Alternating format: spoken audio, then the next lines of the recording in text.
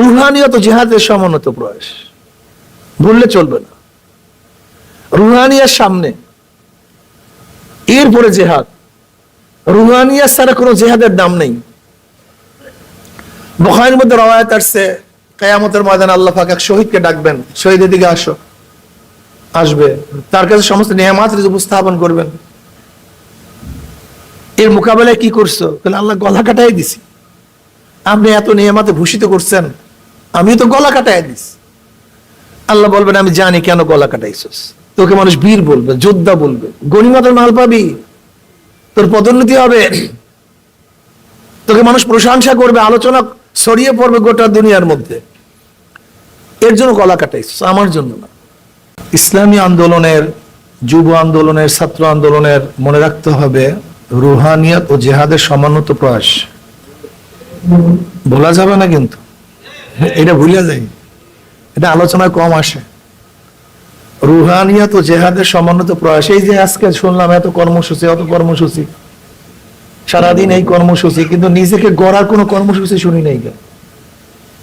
ভুল হইতে পারে আমার, এতক্ষণ যা শুনলাম সব সমাজ গড়ার, দেশ গড়ার, কিন্তু নিজেকে গড়ার কোন কর্মসূচি, এটা আপনাকে দল বাড়াবার লেখে নিজেকে গড়ার কর্মসূচি আমি যতক্ষণ শুনছি ততক্ষণ শুনিনি। প্রথম মনে রাখতে হবে নিজেকে বাঁচাও, নিজেকে বাঁচাও, আহালকে বাঁচাও। নিজেকে বাঁচিয়ে আহালকে বাঁচাতে হবে। রুহানিয়াত ভুলবেন না, এটা ভুললে সব শেষ হয়ে যাবে, থাকবে না একদিন। আমরা সাহাবাদের অনুসারী, এই কথা ভুললে চলবে না। আকায়েদের মাসালাগুলি বারবার স্পষ্ট হতে হবে।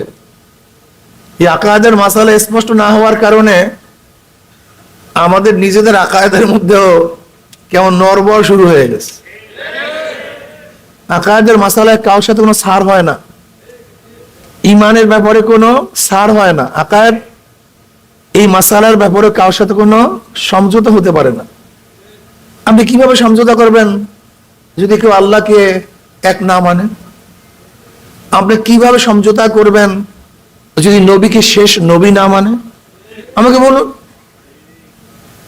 আপনি কিভাবে সমঝোতা করবেন যারা নবীকে মাসুম না মনে করে? আপনি কিভাবে সমঝোতা করবেন যারা সাহাবায়ে কেরাম রিদওয়ানুল্লাহি তাআলা আজমাইনদেরকে মিয়ারে হক না মনে করে? দেখেন, ইসলামী আন্দোলনের কি উদ্দেশ্য আমি জানি না, আপনাদেরকে উদ্দেশ্য জানি না। আমি মনে করি আমরা ইহকাল এবং পরকালে মুক্তি চাই, আমরা জান্নাতে যেতে চাই, জাহান্নাম থেকে নাজাত চাই। আর ইসলাম অনুযায়ী চললে ইহকালেও মুক্তি, আখিরাতেও মুক্তি পাই, এর জন্য এটা করি। কিন্তু আমি আখিরাতকে বাদ দিয়ে শুধু জাগতিক চিন্তা আমি করতে পারি না। হাজারো নজির আপনাদের মধ্যে আছে, আপনারা জানেন। সাহাবারা বলছে, ইয়া নবী আল্লাহ, আমি শহীদ হলে কি পাবো? জান্নাত পাবো। এই কথা বলেন নাই, তুমি শহীদ হইলে তোমার দ্বারা এই দেশের এই হবে, এই হবে, এই হবে, এই হবে, এই হবে, এই হবে। বুখারীর মধ্যে রাওয়ায়াত আছে, উমাইর রাদিয়াল্লাহু আনহু খাজুর খাইতেছিলেন, নবী আলাইহিস সালাতু ওয়াস সালাম বললেন, ওই জান্নাতের অগ্রসর হও যার প্রশস্ত আসমান এবং জমিন পরিমাণ। উমাইর রাদিয়াল্লাহু বললেন, বাহ বাহ। তুমি বাহ বাহ করলে কেন? ওইটার আশা করতিস। নবী আলাইহিস সালাতু ওয়াস সালাম ওই জান্নাতের আশা করতেছি এই কথা বলার কারণে, হ্যাঁ তুমিও তো সেইটারই অধিকারী, তুমি তো সেইটারই আহাল, সেখানেই যাবা। উমার রাদিয়াল্লাহু তাআলা আনহু, কি উমার রাদিয়াল্লাহু তাআলা না? ঠিক আছে না হাদিস? হ্যাঁ, উমাইরই। তিনি খাজুরকে ফেলে দিয়ে ঝাঁপিয়ে পড়ছেন, শহীদ হয়ে গেছে। আশা কি ছিল ভাই? কথা বলেন না কেন? এক সাহেব বলেন, ইয়া নবী, আমি ঈমান আনলে কি হবে? আমি ঈমান আনলে হবেটা কি? বলে জান্নাত পাবা। বলতে আমার কলেমা পড়েন। দেখেন, জান্নাতের সব সুসংবাদ, ঈমান আনলে এই জান্নাত, ভালো কাজ করলে এই জান্নাত। অথচ জান্নাতের সেই আগ্রহ আমাদের মধ্যে নাই। এটা কিন্তু ঈমানের খতরা। আমাদের মূল টার্গেট থাকতে হবে জান্নাত জাহান্নাম, আল্লাহর রেজা। যদি এই মূল উসুল ঠিক থাকে তাহলে সব জায়গায় মিলবে। আর এই মূল ভিত্তি যদি না থাকে তাহলে সব জায়গায় গঞ্জাম লাগবে। সব জায়গায়, কোনো জায়গায় গ্যাঞ্জাম ছাড়া থাকবে না। জাকি জাল জানেন? জাকি জাল, জাকি জাল বন্ধু দেখছেন? যদি গোড়ায় কোনো এক জায়গায় গলত হয়, মাল্লা কলে মাল্লা উল্লেস, বরিশালের ভাষায় মাল্লা উলে গেছে, এটা আপনারা অনেকে বুঝবেন না। একটা গড় আছে, মাল্লা মানে গড়, জালে একটা গড় আছে, ওই গড় যদি প্রথম একেবারে সেখানে সূচনা, সেখানে ডিস্টার্ব হয়, তাহলে গোড়া যত বড় বানান সব জায়গায় ডিস্টার্ব হবে, জাল ঠিক মতো মেলবে না। এটা গোড়ায় গলদ, একটা শব্দ আছে না, কিসে গলদ ভাই? যদি গোড়ায় গলদ হয়, আগায় সেই গলদ সারা যায় না। আর যদি গোড়া ঠিক থাকে, আগায় যতই গলদ হোক না কেন সারা যায়, কিন্তু গোড়ায় গলদ লাগবে না। ইমান গোড়া, এখানে গলদ রাখবেন না। আকীদা বিশ্বাস গোড়া, এখানে ছাড় দিবেন না। আহলে সুন্নাত ওয়াল জামাতের আকীদার উপরে দুনিয়ার সমস্ত কিছু লয় হয়ে যাক না কেন, মজবুত থাকবেন, বলবেন না। এই সমস্ত জায়গাগুলি নাড়াবার জন্য খুব চেষ্টা চলবে, এরকম ঝাঁকান দেবেন, ঝাঁকি দেবে। আমরা বিশ্বাস করেন, আজকে যদি আমি এই সমস্ত কথা না বলি, তা আমার চেয়ে ভালো লোক বাংলাদেশে অন্য কেউ থাকবে, দেখবো সব জায়গায় প্রশংসা। এর জন্য আমার নামে বদনাম বাড়ি করে দেয়, এই হলো সবচেয়ে বড় মানে কি যেন ঐক্যের বাধা। অথচ আমরা ঐক্য করার জন্য হাজারো থিম থিওরি দিয়েছি।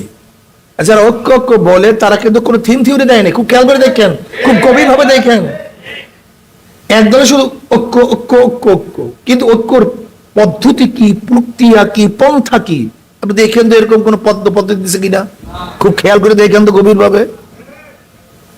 কিন্তু আমরা তো পদ্ধতি পাতায় দিছি ভাই, যে ঐক্য হবো, যদি আমাদের ছাড় দেওয়ার দরকার হয়, আমাদের কিছু ফেলে দেওয়ার দরকার হয়, বাদ দেওয়ার দরকার হয়, সবকিছু দিয়ে দেবো, সমস্যা কি? কিন্তু যারা ঐক্য ঐক্য আমরা বলি, অনেকেই কেরকম কথা বলছে, তার মানিটা কি আপনি একদিন চিন্তা করছেন? আমি তো প্রেশান হয়ে যাই, মানুষগুলো এত বোকা হয় কিভাবে? আমি আপনার সাথে যাব, আমি আগে রুট বাতায় দিছি, আমি প্ল্যান বলছি এই পদ্ধতি যাব, অথচ আপনি আমার সাথে যাবো যাবো যাবো যাবো, কিন্তু কোনো রুট নেই, পদ্ধতি নেই, পন্থা নেই। তার মানিটা কি? সময় ক্ষেপণ করা, আমাকে বিভ্রান্তির মধ্যে ফেলে দেওয়া। এগুলো হুঁশ রাখতে হবে, চৌকাশ থাকতে হবে, খেয়াল রাখতে হবে, খুব খেয়াল রাখতে হবে। রুহানিয়ত জিহাদের সমুন্নত প্রয়াস, ভুললে চলবে না। রুহানিয়ার সামনে, এরপরে জেহাদ। রুহানিয়া ছাড়া কোনো জেহাদের নাম নেই। বুখারীর মধ্যে রওয়ায়াত আসছে, কিয়ামতের ময়দানে আল্লাহ পাক এক শহীদকে ডাকবেন, শহীদের দিকে আসো, আসবে, তার কাছে সমস্ত নেয়ামাত উপস্থাপন করবেন। এর মোকাবেলায় কি করছো? তাহলে আল্লাহ গলা কাটাই দিছি। আপনি এত নেয়ামাতে ভূষিত করছেন, আমি তো গলা কাটাই দিছি। আল্লাহ বলবেন, আমি জানি কেন গলা কাটাইছস। তোকে মানুষ বীর বলবে, যোদ্ধা বলবে, গনিমতের মাল পাবি, তোর পদোন্নতি হবে, তোকে মানুষ প্রশংসা করবে, আলোচনা ছড়িয়ে পড়বে গোটা দুনিয়ার মধ্যে। এর জন্য গলা কাটাইছস, আমার জন্য না। এরপর আল্লাহ পাক বলবে, ধর ধর এইটারে, ওর হাত পার মধ্যে জাহান্নামের শিকার লাগা, টানতে টানতে জাহান্নামে নিক্ষেপ কর। হইছে শহীদ, গেছে কোথায়? এই কলবটা ঠিক করেনি। এই কলবটা ঠিক ছিল না, সব ঠিক ছিল, যোদ্ধা ছিল, বীর ছিল, সব ছিল, কিন্তু কলবটা ঠিক নেই।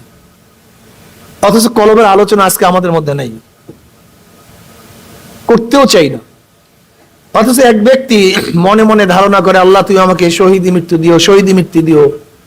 ওহুয়া মাতা আলা ফিরাশি, সে তার বিছানায় মারা গেছে, ফাহুয়া শহীদ। সে কি কারণটা? এক ব্যক্তি রণাঙ্গনে নিজেকে উৎসর্গ করার পরেও সে শহীদ না, আর এক ব্যক্তি বিছানায় মারা যাওয়ার পরে সেই শহীদের কারণটা। এই জন্য কলবটাকে ঠিক করেন। কলবের আলোচনা আজকে আমরাও শুনতে ভালো লাগে না, কলবের আলোচনা এখন আর পছন্দ হয় না, রুহানিয়াতের কথা আর ভালো লাগে না। আমাদের ছেলেদের এখন ফাঁসিকদের সাথে আড্ডা মারতে খুবই মজা লাগে, খুবই ভালো লাগে, জাগতিক বিষয়ে আলোচনা শুনতে খুবই মজা লাগে। কিন্তু যখন রুহানিয়াতের কথা, একটু তাসকিয়ার কথা, আল্লাহর কথা, জান্নাতের কথা, হুজুর এগুলো এই পুরান ওয়াজ, এগুলো বাদ দেন তো, আল্লাহ কি করি এখন, জান্নাত জাহানের পুরান ওয়াজ বাদ দেব কিভাবে, তাও তো আমরা কি করি, এক সমস্যায় পড়ছি বলেন তো।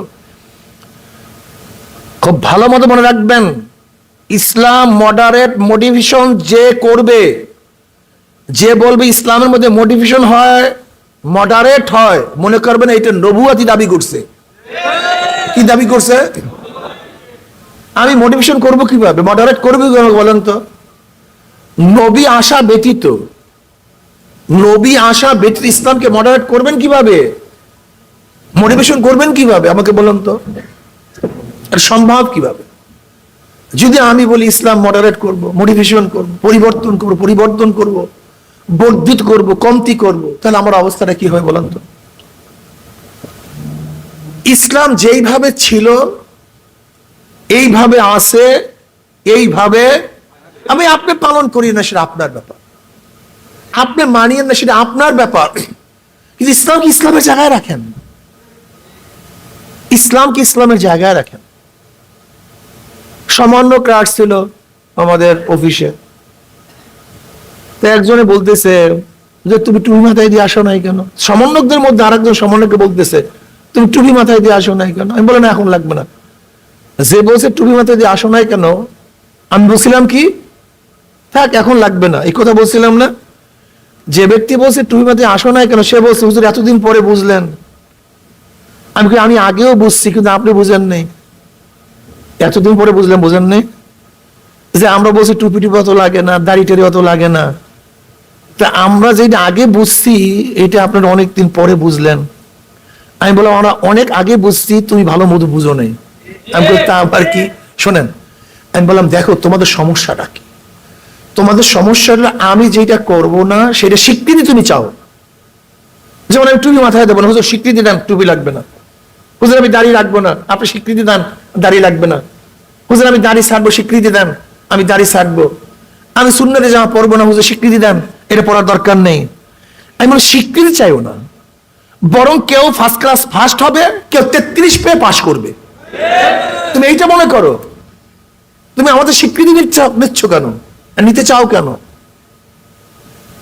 যে যত বেশি আমল করবে তার মান মর্যাদা তত বাড়তে থাকবে, যে যত কম আমল করবে তার মান মর্যাদা তত কমতে থাকবে। যে যত মার্কস বেশি পাবে তার মর্যাদা তত বাড়তে থাকবে। ন্যাক একটা মর্যাদা, একটা মার্কস। যে যত বেশি ন্যাক করবে তার মর্যাদা বাড়তে থাকবে। কিন্তু তোমাদের অবস্থা হলো এই, তোমরা বলতে চাও যে আমি পর্দা করবো না, কাজে স্বীকৃতি দিয়ে দেন যে পর্দা লাগবে না। এই তোমাদের সমস্যাই একেবারে কথাটা তার হৃদয়ে লাগছে। আমাদের অবস্থা হলে আমি যেটা করবো আমাকে স্বীকৃতি দিয়ে দেন হুজুর। আমি নামাজ পড়তে পারবো না, স্বীকৃতি দিয়ে দেন। আমি এত নফল আদায় করতে স্বীকৃতি দিয়ে দেন, লাগে না।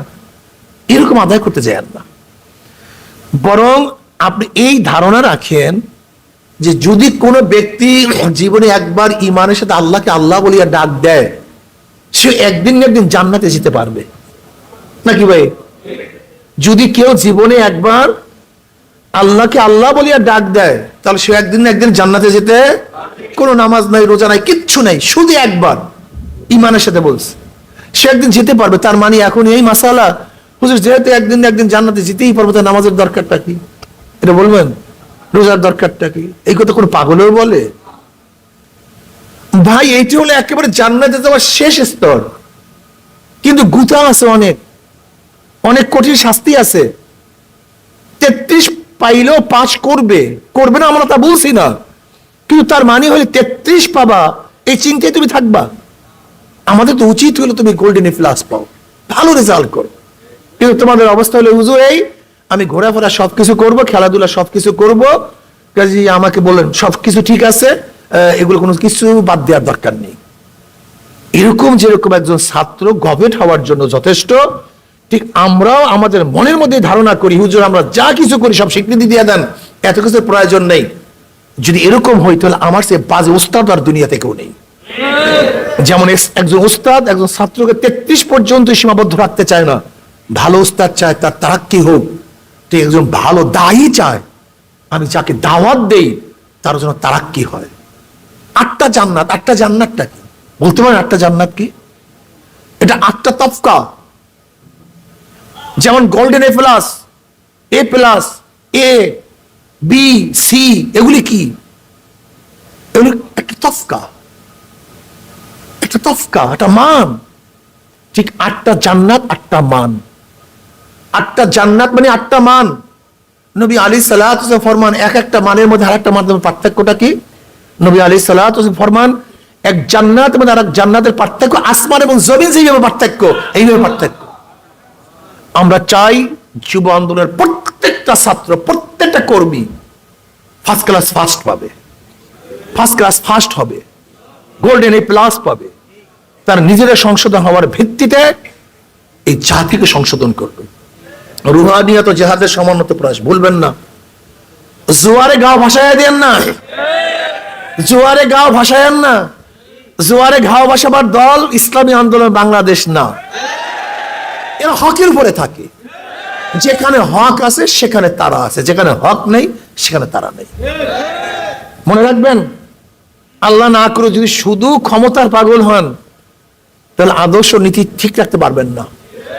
যদি আদর্শ নীতির পাগল হন, আজকে হোক কালকে হোক, একদিন একজন ক্ষমতা জিতেই পারবেন ইনশাআল্লাহ। খবরদার তড়িঘড়ি করবেন না কোনো জিনিসে, তড়িঘড়ি করার কোনো সুযোগ নেই। খেয়ালের সাথে কাজ করতে হবে, জোশের সাথে হুশ, হুশের সাথে জোশ, দুইটা জিনিস লাগবে। আজকে আমাদের বর্তমান অবস্থাটা কি, দেশের অবস্থাটা কি, সমাজের অবস্থাটা কি, মানুষের চাহিদাটা কি, এগুলি সব আপনাদের নখদর্পণে থাকতে হবে। দাওয়াতের একটা প্রক্রিয়া হলো এই যে জনাবে মুহাম্মদ রাসূলুল্লাহ সাল্লাল্লাহু আলাইহি ওয়াসাল্লাম আল্লাহর কাছে ভালো নেতা চাইছেন। আল্লাহুম্মা আইজিল ইসলামা বিহাব্বির রাজুলাইনি ইলাইকা মিন ওমর ইবনে খাত্তাব ওয়া ওমর ইবনে হিশাম। মাওলায় দুই ওমরের মধ্য থেকে এক ওমরের মাধ্যমে ইসলামকে শক্তিশালী কর। তার মানে ওমর আসার আগ পর্যন্ত ইসলাম ছিল দুর্বল। তার মানে ইসলাম দুর্বল হওয়ার কারণটা কি? যতদিন পর্যন্ত ইসলামের মধ্যে দুর্বল লোকগুলি ছিল ততদিন ইসলাম দুর্বল ছিল। যখন ইসলামের মধ্যে শক্তিশালী লোকগুলি আসছে তখন ইসলাম শক্তিশালী হয়েছে। তার মানে সমাজের শক্তিশালী মানুষগুলি যখন ইসলামের মধ্যে আসবে তখন ইসলাম শক্তিশালী। আর যখন সমাজের মধ্যে শক্তিশালী লোকগুলি ইসলামের মধ্যে আসবে না তখন ইসলাম কি হবে? দুর্বল হবে। নবী আলাইহিস সালাম কি বলেছেন? আন-নাসু মাআদিনু কামাআদিনিজ যাহাবি ওয়াল ফিদ্দা খিয়ারুন ফিল জাহিলিয়াতি খিয়ারুন ফিল ইসলাম ইযা ফাকিহু। বুখারীর মধ্যে রওয়ায়াত আছে, মানুষগুলি সোনা এবং রূপার খনির ন্যায় খনি। এদিকে তাকাই, মানুষগুলি সোনা এবং রূপার খনির ন্যায় কি ভাই? খনি। এরা খনি, সোনা এবং রূপার খনির ন্যায় খনি। খেয়ারুন ফিল জাহিলিয়াতি খেয়ারুন ফিল ইসলাম, যারা ইসলামের যুগেও বেঈমানি যুগেও জাহিলি যুগেও যারা উত্তম, ইসলামের যুগে তারাই উত্তম। ইজা ফাকিহু, যখন তারা দ্বীন শিক্ষা অর্জন করে, দিনদার হয়, দিন বুঝে, দিনের সমজ যাদের মধ্যে আসে। দেখেন ভালো মতো বুঝবেন, আবু বকর রাদিয়াল্লাহু তাআলা জাহিলের যুগে উত্তম ছিলেন, ইসলামের যুগে সে উত্তম। ওমর ইবনে খাত্তাব রাদিয়াল্লাহু তাআলা জাহিলের যুগে উত্তম ছিলেন, ইসলামের যুগে সে উত্তম।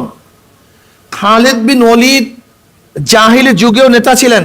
এই যে উহুদের ময়দানে মুসলমানরা শেষ পর্যন্ত যে শিকাস্তি হয়েছিল, ভেজালের মধ্যে পড়ছিল, কার নেতৃত্বে? এই খালিদ বিন ওয়ালিদের। তখন তিনি বেঈমান ছিলেন। জাহিলের যুগে সে লিডার, ইসলামের যুগে সে লিডার।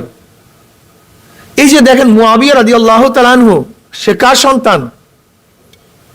সুফিয়ান, আবু সুফিয়ান রাদিয়াল্লাহু সন্তান। তারা কিন্তু জাহিলি যুগে লিডার ছিলেন। আলীর মুর্তজা রাদিয়াল্লাহু তাআলা জাহিলি যুগেও এদের বংশধর, জীবনভর ইসলামের লিডার ছিলেন। ওসমান ইবনে আফফান রাদিয়াল্লাহু তাআলা আনহু, তিনি জাহিলি যুগে সম্মানিত ছিলেন। এর জন্য মনে রাখতে হবে যে যারা যেখানে সম্মানিত আছে এই লোকগুলিকে খোঁজ করে বের করা। এই লোকগুলি কোথায়?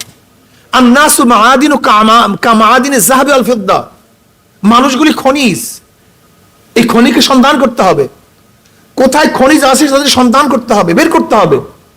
কোন ছেলেটা মেধাবী, কোন ছেলেটা বংশীয়, কোন ছেলেটা ভালো, কোন ছেলেটা নেতৃত্বের মধ্যে যোগ্যতা রাখে, এদের খোঁজ করে বের করতে হবে, এদেরকে বের করতে হবে। যতক্ষণ পর্যন্ত এই খনি আবিষ্কার করা না যাবে ততদিন পর্যন্ত অলংকার হবে না। এটাকে বের করতে হবে। আজকে দেখা যায় সমাজের মধ্যে এমন কিছু লোক আছে, অনেকই ভালো, যোগ্যতা সম্পন্ন এমপি হতে পারে, মিনিস্টার হতে পারে, কিন্তু ওই লোকগুলি বর্তমান রাজনৈতিক কৃষ্টি কালচারের কারণে তারা রাজনীতিতে অংশগ্রহণ করতে চায় না। এই পচা, গান্দা, খুন খারাপি, জুলুম, অত্যাচার, এই জন্য তারা আসতে চায় না। কিন্তু লোকগুলি ভালো, অনেক যোগ্য, কিন্তু বিভিন্ন এলাকায় আছে, ঢাকায় বসে আছে, শহরের মধ্যে আছে, আপনার এলাকার সেই সন্তান, বিশাল শিক্ষিত, ধনী, আখলাকি, ডাক্তার, ইঞ্জিনিয়ার, মুফতি, মুহাদ্দিস, ব্যবসায়ী, retired person, army retired person, প্রশাসনের ভালো লোক, সচিব, এখন সে তবলিগ করে, অমুক হক্কানি পীরের মুরিদ, সে অমুক ঢালকার নগরের মুরিদ, সে শশিনার মুরিদ, বা সে তাবলিগে সময় লাগায়, সে যাত্রাবাড়ির মুরিদ, হযরতের সাথে সম্পর্ক রাখে, এরকম একজন ভালো ব্যক্তি, যোগ্যতা সম্পন্ন, আমার দলের না, আমার পীর ভাই না, কিন্তু লোকটা যোগ্য। লোকটা কি? কথা বলেন। তার কাছে যান, তার কাছে দাওয়াত পৌঁছান। এরকম পুরা সিটের মধ্যে, 300 সিটের মধ্যে দেন 5 জন লোক তৈরি করেন, 10 জন লোক তৈরি করেন, যে লোকগুলি খুবই যোগ্যতা সম্পন্ন, যাকে মানুষ পছন্দ করবে, এক কথায় মানুষ তাকে ভোট দিবে, তার নেতৃত্ব সবাই গ্রহণ করবে। কিন্তু এই দাওয়াত না পাওয়ার কারণে সে বিভিন্ন জায়গায় পড়ে আস। এটা পছন্দ, এরকম আছে কি নাই প্রত্যেক এলাকার মধ্যে? প্রত্যেক এলাকার মধ্যে আস। এদেরকে খোঁজ করে বের করেন, খুশি তাদের কাছে দাওয়াত পৌঁছান, তাদের কাছে যান, 10 জনের কাছে দাওয়াত পৌঁছান। একজন তো কাজে লাগতে পারে নাকি ভাই? 10 জনের কাছে দাওয়াত, একজন কাজে লাগতে পারে না? যদি আলহামদুলিল্লাহ এরকম লোকগুলি ব্যক্তিত্বদেরকে আমরা একত্রিত করতে পারি, যেরকম পারমাণবিক বোমা, এর যতগুলি অংশ সব এক জায়গায় না, বিভিন্ন জায়গায়, এই পাওয়ারগুলি ভিন্ন বিচ্ছিন্ন। এই পাওয়ারগুলি যখন বিচ্ছিন্ন থাকে তখন পারমাণবিক বোমা হয় না, কিন্তু এই পাওয়ারগুলিকে যখন একত্রিত করে তখন কি হয়? মারাত্মক অবস্থা হয়ে যায়, দুনিয়া লয় করে দেয়। ঠিক আজকে আমাদের হাজারো পাওয়ার বিভিন্ন জায়গায় ছড়ানো ছিটানো আছে, বিভিন্ন ব্যক্তিত্ব বিভিন্ন জায়গায় ছড়ানো ছিটানো আছে। ওদেরকে যদি একত্রিত করতে পারেন, এক জায়গায় নিয়ে আসতে পারেন, আপনি বিশ্বাস করতে পারবেন না এমন বিস্ফোরণ সৃষ্টি হবে, যে বিস্ফোরণের মাধ্যমে সমস্ত জাহিলিয়াত, সমস্ত জুলুম, অত্যাচার দূর হয়ে যাবে ইনশাআল্লাহ। এদেরকে একত্রিত করেন, এদের কাছে দাওয়াত নিয়ে যান। যুব আন্দোলনের কাজটা কি হবে? খুশুসি আপনার এলাকার মধ্যে কয়জন লোক এই মানের আছে, এর জন্য ভিন্ন একটা কাফেলা তৈরি, ছোট্ট 3 সদস্য, বেশি না। আপনার ইউনিটের মধ্যে, আপনার এলাকার মধ্যে যারা যোগ্যতা সম্পন্ন, এরকম 3 সদস্যের কাফেলা করেন, লিস্টি করেন আপনার এলাকার মধ্যে কয়জন ব্যক্তি আছে। এক দলে আওয়াম দাওয়াত দিবে, সবাইকে দাওয়াত দিবে, আমি কথাটা ক্লিয়ার? আর 2-3 জন, মাত্র 2-3 জন ব্যক্তি আপনাদের টিমের মধ্যে যারা চৌকাশ, যারা যোগ্যতা সম্পন্ন, এরকম 3 জনের সমন্বয় আপনাদের যুব আন্দোলন থাকবে এরকম ব্যাপারটা না। আপনাদের পুরো সংগঠনের মধ্যে যেখানে যে আসে না কেন, এদের মধ্য থেকে 3 সদস্য বা 5 সদস্যের একটা টিম করবেন। এদের কাজই হবে লিস্টি করা, আমার এই কনস্টিটিউশনের মধ্যে কতগুলি লোক যোগ্যতা সম্পন্ন আছে, কোথায় তারা থাকে, এদেরকে লিস্টি করে এদের কাছে দাওয়াত পৌঁছান। ইনশাআল্লাহ যদি 10 জন টার্গেট নিয়ে নামেন, যদি আল্লাহ সেখান থেকে একজনকে কবুল করে, আমরা কিন্তু সাকসেস। ইসলামী আন্দোলনের সবচেয়ে দুর্বলতাটা কি? ইসলামী আন্দোলনের কাজ কর্ম, তাদের কর্মসূচি, তাদের প্রতি মানুষের আকর্ষণ আলহামদুলিল্লাহ আকাশচুম্বী। আমরা বিশ্বাস করতে পারবেন না যে ইসলামী আন্দোলন কালকে মাত্র 7 দিনের নোটিশে কালকে আমরা আসলে একটা প্রোগ্রাম করলাম, তাও শ্রমিক আন্দোলনের ব্যানারে। কালকে এই র্যান্ডাম বৃষ্টি, কতদিন পর্যন্ত পুরা বৃষ্টি, মাঠের মধ্যে এই পর্যন্ত পানি, দুপুরেও বৃষ্টি, এর মধ্যে কালকে প্রোগ্রাম দেখলে আপনার নিজের আশ্চর্য হয়ে যাবে। গত পরশু বৃহস্পতিবার হিজলা প্রোগ্রাম করলাম, 3-4 দিন, তা ইসলামী আন্দোলনের প্রোগ্রাম, ইসলামী আন্দোলনের নামে গণসমাবেশ, 3-4 দিন না 5 দিন পর্যন্ত পুরা বৃষ্টি, মাঠের মধ্যে এই পর্যন্ত পানি। সুবহানাল্লাহ, আমি রাত্র 9:30 উঠলাম, না জানি কয়টায়, 9:30, 9:30 উঠছি, পুরা মাঠ, বিশাল মাঠ, পুরা মাঠ প্যাকড আপ, পুরা মাঠটা প্যাকড আপ। তার মানিটা কি? তার মানিটা কি? আপনাদেরকে মানুষ চায়, গ্রহণ করছে, আপনাদের কাছে আসতে চায়। এখন দরকার পিলার। পিলার বুঝেন? আমাদের কাওরাবুন্নি হুজুর রহমতুল্লাহ আলাই বারবার একটা কথা বলতে, যে দেখো সাগরের মতো একটা বাঁশ গাড়ো ভালো মতো, যদি সাগরের মতো বাঁশ গাড়তে পারো, দেখবে বাঁশের সাথে আস্তে আস্তে কচুটি পানা ঘুরতে করতে জমতে জমতে বিশাল, কথাটা বুঝাতে পারিনি, এক বিশাল স্তূপ হয়ে যাবে। ঠিক আপনাদের দরকার এরকম লিডার, প্রত্যেক একটা পিলার। এই পিলারকে কেন্দ্র করে এলাকার সবাই ঘুরতে থাকবে, যে কোনো সমস্যা সমাধান তারা দিবে। একজন বিপদে পড়বে, সবাই পরিকল্পিতভাবে তার কাছে যাবে। একজন সমস্যা আছে, তার সমস্যা সলভ করার জন্য কি কি পদক্ষেপের প্রয়োজন তারা এটা গ্রহণ করবে। নেতা যদি সৃষ্টি করতে পারেন, ইসলামী আন্দোলনে নেতা যদি সৃষ্টি করতে পারেন, ইনশাআল্লাহ আমি বিশ্বাস করি, ইসলামী আন্দোলনের যদি যোগ্য নেতা সৃষ্টি করতে পারেন, তাহলে আগামী বাংলাদেশের জনগণ আপনাদেরকে গ্রহণ করবেই করবে ইনশাআল্লাহ। এটা বিশ্বাস করেন আপনারা। ইসলামী আন্দোলন এমন এক সংগঠন, যে সংগঠনের মধ্যে সমস্ত শ্রেণীর লোক আছে। এখানে কমিয়ার আলেমরা আছে, কমিয়ার ছাত্ররা আছে, আলিয়ার আলেমরা আছে, আলিয়ার ছাত্ররা আছে, কলেজ, ইউনিভার্সিটি, মেডিকেল, এখানে তবলিগ, আহলে হক, সমস্ত মানুষ, শ্রমিক, কামার, কুমার, ঋষি, চামার, সমস্ত মানুষের অংশগ্রহণ ইসলামী আন্দোলনের প্রতি আছে। আপনি কি ভাবছেন ইসলামী আন্দোলনটাকে? সমস্ত মানুষ সমভাবে এটাকে গ্রহণ করেছে, সমভাবে। কিন্তু ইসলামী আন্দোলন বাংলাদেশ যদি আলহামদুলিল্লাহ নেতৃত্ব সৃষ্টি করতে পারে, নেতৃত্ব প্রদান করতে পারে, তাহলে আগামী বাংলাদেশ ইসলামী আন্দোলনের কোনো সন্দেহ নেই। এই জন্য যুব আন্দোলনের মূল কাজটাকে, যুব আন্দোলনের মূল কাজটাই হলো নেতা সৃষ্টি করা। যুব আন্দোলন থেকে নেতা সাপ্লাই দিবে, নেতা সাপ্লাই দিবে। ইউনিয়নের লিডার, থানার লিডার, জেলার লিডার, বিভাগ, কেন্দ্র, প্রত্যেক জায়গায় লিডার সৃষ্টি করবে যুব আন্দোলন। এইটা আপনাদের কাজ। যুব আন্দোলন যদি নেতৃত্ব সৃষ্টি করতে পারে, তাহলে আমাদের স্বপ্ন বাস্তবায়ন হবে ইনশাআল্লাহ। দেশে ইসলাম হুকুমত হবে, ইসলাম হুকুমত হবেই হবে ইনশাআল্লাহ, কোনো সন্দেহ নেই। এর যে টার্গেট ভিত্তিক কাজগুলি করেন, টার্গেট ভিত্তিক, কোন কোন জায়গায় কোন ব্যক্তি আছে সেই ব্যক্তির কাছে যান, সম্পর্ক স্থাপন করেন, তার সাথে সম্পর্ক করেন, বুকে সাহস রাখেন, মরা বাসা হবেই এক হবে একদিন ইনশাআল্লাহ। ইনশাআল্লাহ 3টা জিনিস যদি ঠিক থাকে তাহলে সেখানে উইন করা যায়। কয়টা জিনিস ভাই? ব্যক্তি, সংগঠন, অর্থ। আমার কয় মিনিট আছে? হ্যাঁ, ব্যক্তি, সংগঠন, অর্থ, এই 3টা যদি সমন্বয় হয়, সেখানে সে ব্যক্তি অবশ্যই অবশ্যই জিতবে। কি কি ভাই? লিডারটা, ক্যান্ডিডেট, আরে খুব চমৎকার, চমৎকার, সবচেয়ে যোগ্য ব্যক্তি। সংগঠন মারাত্মক, আলহামদুলিল্লাহ, অধস্তন পর্যায়ে দাওয়াত দেওয়ার হাজারো কর্মী দেওয়া আছে সংগঠন। আর এদেরকে চালাবার জন্য কিছু রক্তের প্রয়োজন। রক্ত ছাড়া শরীর বাঁচে না, মানুষ জিন্দা থাকে না। তাই অর্থ হলো আন্দোলনের ব্লাড, অর্থ হলো আন্দোলনের ব্লাড, এটার রক্ত। রক্ত ছাড়া যেরকম শরীর চলে না, রক্ত ছাড়া শরীর না চলে, অর্থ ছাড়া সংগঠন চলে না। এর জন্য দরকার কিছু অর্থের। তাহলে ব্যক্তি, সংগঠন, আর কি ভাই বলেন তো কি? ব্যক্তি।